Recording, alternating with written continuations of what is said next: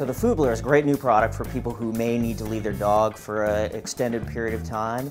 I mean, it can last up to almost 9 hours, or even if you're taking a quick trip to the grocery store, you can set it down and entertain your dog for 15-30 minutes while you're away.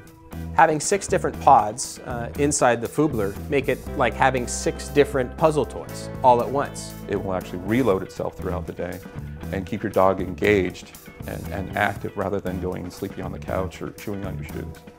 It can be set to release the kibble at 15 minutes, 30 minutes, 60 minutes, or 90 minutes, giving you a total of almost 9 hours of dog entertainment and rewards. The big thing is spacing out feedings and having a dog that's happier and healthier across the day. What puzzle toys try to do is keep your dog active and engaged and separated from all that. Yeah, the Foobler is not a simple treat toy. It's really designed to be a smart feeder for your dog.